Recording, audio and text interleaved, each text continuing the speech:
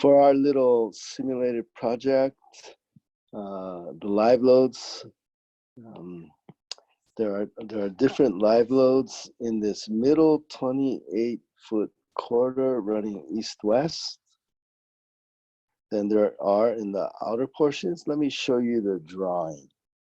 And so the drawing has that out here, it's office loads for live load. And in this corridor, it's going to be corridor load, light storage load, and live load. And so if you look those up, let me see if I can find the design criteria. Let me see if I can, are they in here? Did I talk about them in here? No, maybe I talked about in the design criteria. Oh, here they are. Okay, so let me clean this up a little. Okay, so these are the design criteria we're using for our little design project. So in that outer corridor, we had offices with 50 PSF and an additional 15 PSF partition live load. And the corridors,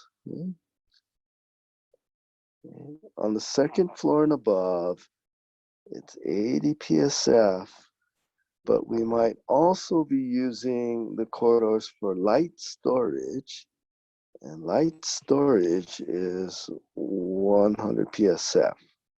Okay, so going back to that drawing, because it said light storage, that was 100. Corridor could be 80. On the live load, oh,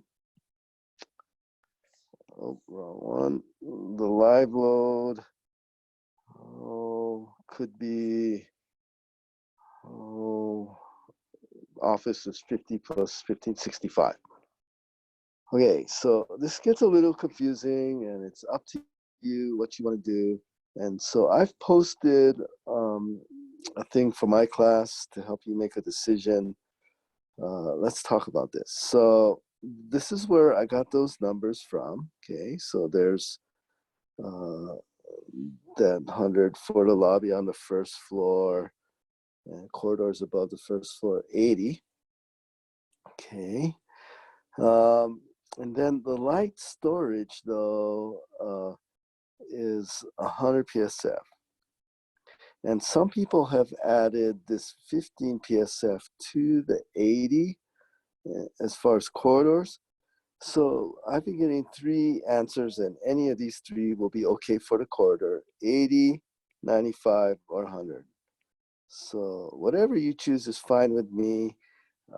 I would use the 100 to be conservative, makes life easier.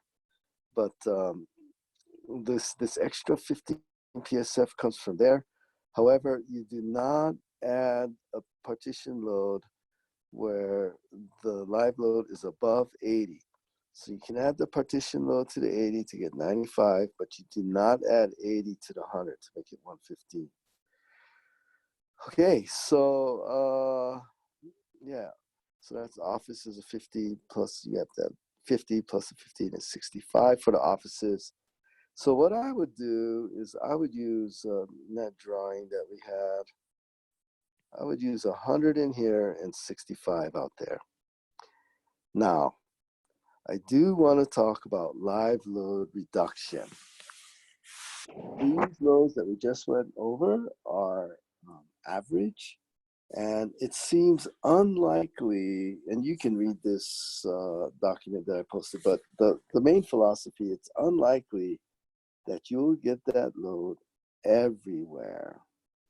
However, if you're ever in a situation where something is at capacity, so I think of standing room only in some theaters, that means that every space has been filled up. I would not live load reduce in that situation. Or a parking garage. I've been in parking garages where every parking spot has been full.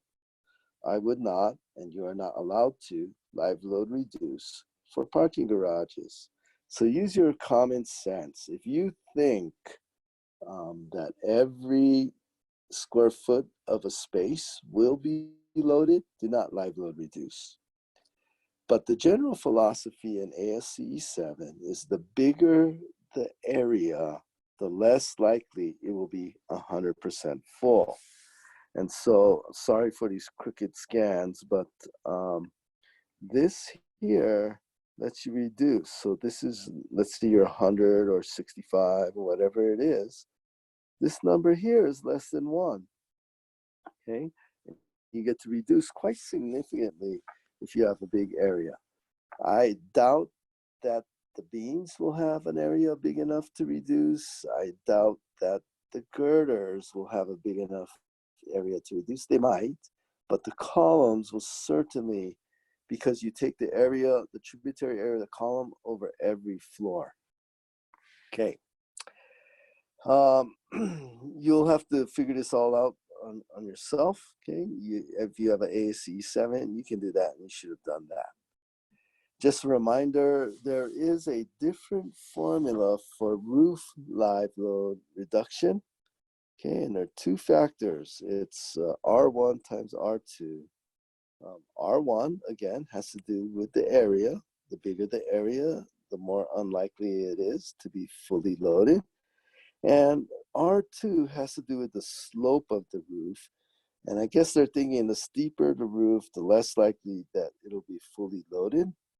And remember, our roof that we're designing is flat. Okay, so that's live load reduction.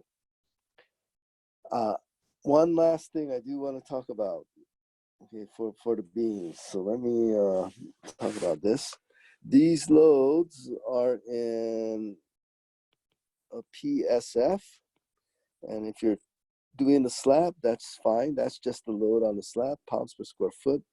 But to get the load on the beam, so you have a beam like this, and you want to get this load per foot. All right, you want to get W per foot.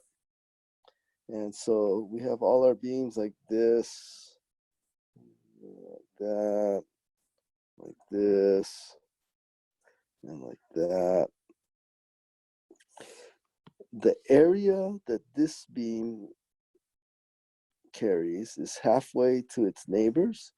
So that is the area that it covers. That's called the tributary width. Okay.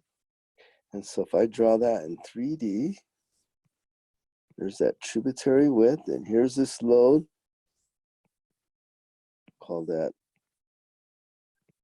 L, or I don't know, W for width. Well, that's a bad, we'll just call it trib width. Okay. If this Q is in PSF, we want to know how much for 1 foot. The area of 1 foot right here is the tributary width times 1 foot. So W equals Q in PSF times the trib width. That's how you get the load on a beam. Okay, so there we go, live loads.